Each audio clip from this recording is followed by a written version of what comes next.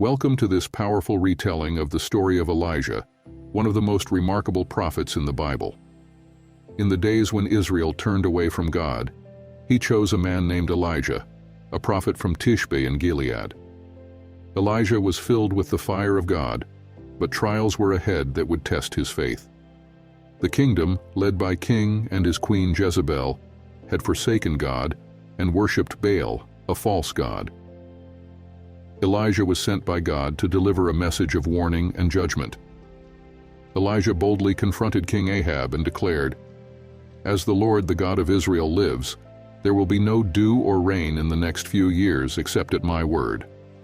After delivering this message, Elijah was instructed by God to hide by the brook of Cherith, where he drank from the brook, and ravens brought him bread and meat. However, the brook eventually dried up due to the lack of rain. God then commanded Elijah to go to Zarephath, where a widow would provide for him. When Elijah met the widow, she was gathering sticks, preparing a last meal for herself and her son before they died of hunger. Elijah asked her to first make him a small cake, assuring her that the Lord would provide. The widow obeyed, and miraculously her flour and oil did not run out, and they all had enough to eat during the drought. Sometime later, the widow's son became very ill and died. The widow cried out to Elijah, and Elijah took the boy, prayed to God, and stretched himself over the child 3 times.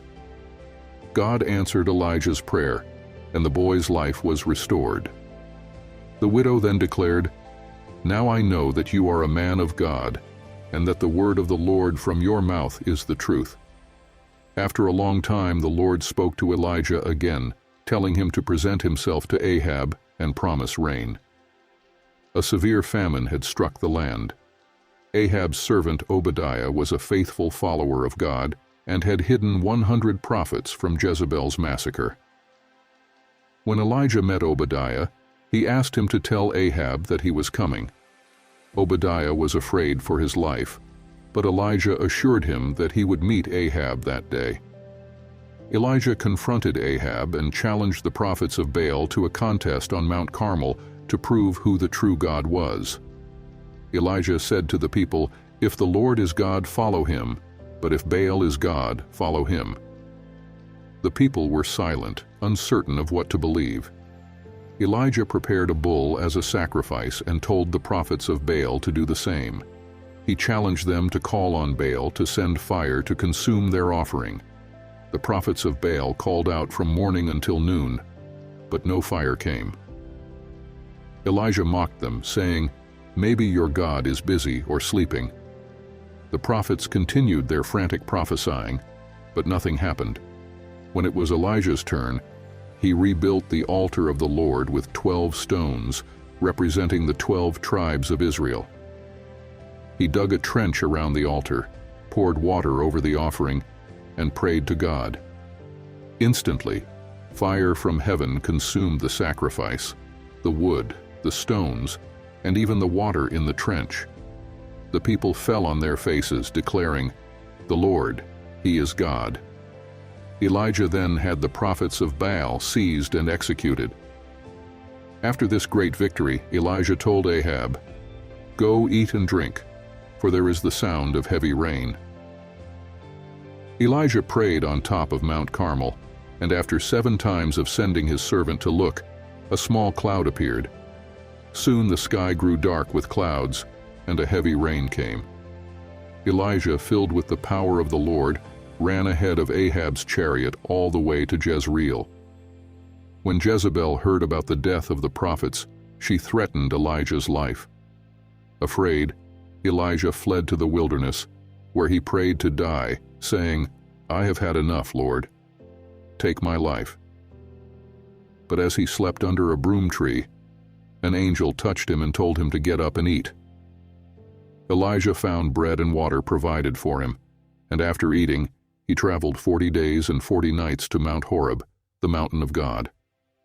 At Mount Horeb, Elijah took shelter in a cave, where the Lord spoke to him, asking, "What are you doing here, Elijah?" Elijah replied that he was the only prophet left, and his life was in danger. God told Elijah to stand on the mountain, and a powerful wind, earthquake, and fire passed by. But God was not in them. Then came a gentle whisper, and Elijah knew it was the voice of God. God told Elijah to anoint Hazael as king over Aram, Jehu as king over Israel, and Elisha as his successor. God reassured Elijah that 7,000 in Israel had not bowed down to Baal. Elijah continued his journey with his servant Elisha. When the time came for Elijah to be taken to heaven, he asked Elisha what he could do for him before he left. Elisha requested a double portion of Elijah's spirit. Elijah replied that it would happen if Elisha saw him being taken away. As they walked, a chariot of fire with horses of fire appeared and separated them, and Elijah was taken up to heaven in a whirlwind.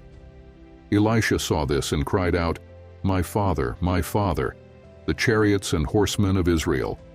He then picked up Elijah's cloak, struck the Jordan River with it, and the waters parted, allowing him to cross. Elisha inherited Elijah's great power and continued his prophetic ministry. Thank you for joining us on this journey through the life of Elijah, a true prophet of faith and courage. His story reminds us of the power of trusting in God, even in the darkest times. If you found this video inspiring, don't forget to like, share, and subscribe for more biblical stories and lessons. Let us continue to learn from these incredible accounts of faith and apply them in our own lives. See you in the next video. Take care. God bless you.